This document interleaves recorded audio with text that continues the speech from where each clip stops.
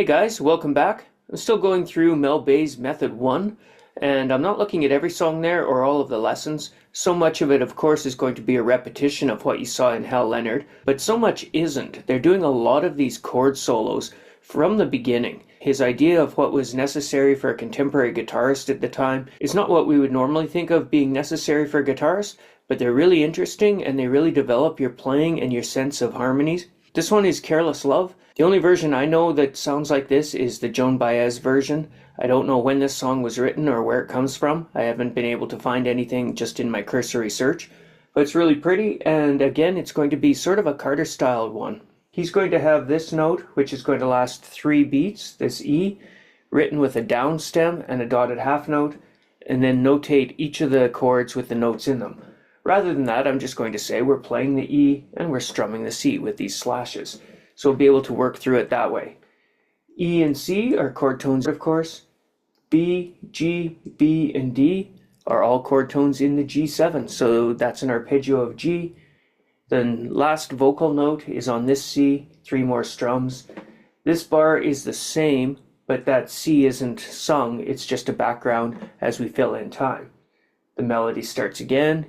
E, a couple of strums, a passing tone from E through F up to G, so another chord tone on C. The D note is a melody note on the G here, not here, and the tune picks up there again. So we've seen this kind of shape before.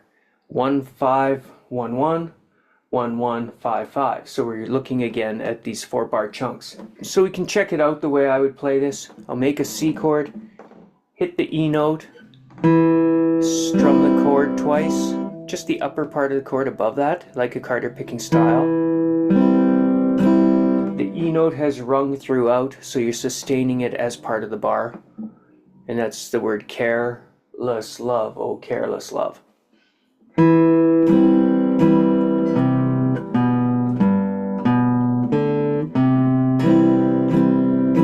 So that's the end of it. Careless love, oh careless love. Repeat the C bar. Careless love, oh careless love again.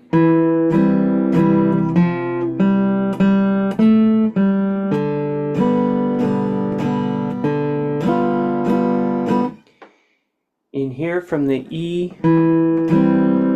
to the F, I'm just going to continue to hold a C chord, add my pinky on the F. G notes in a C chord, you don't have to hold the chord if you don't want.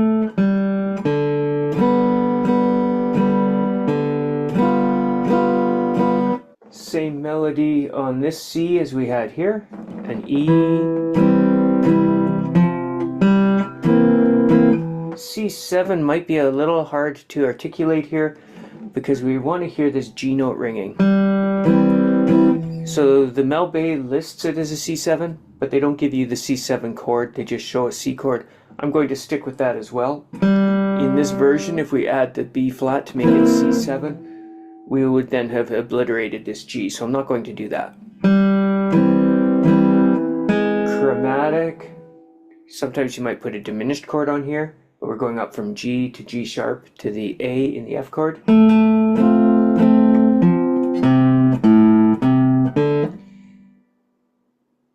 These notes are embellishments on the melody. The melody is actually this C played twice.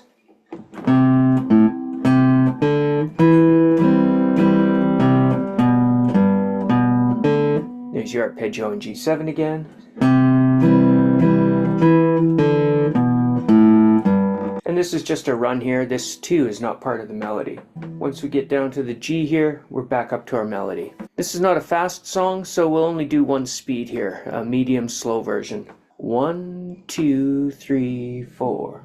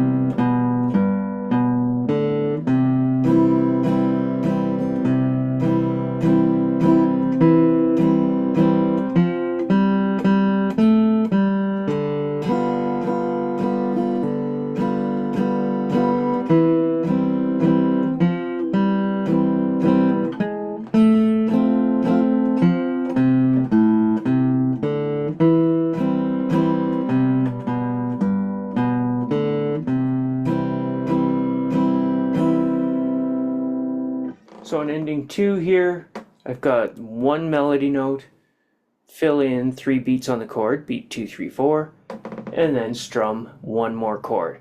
So again, if these orchestra slashes are quarter notes, when we turn those slashes into an embodied note, then that can be a half note with a dot. It's a dotted half note holding for 3 beats.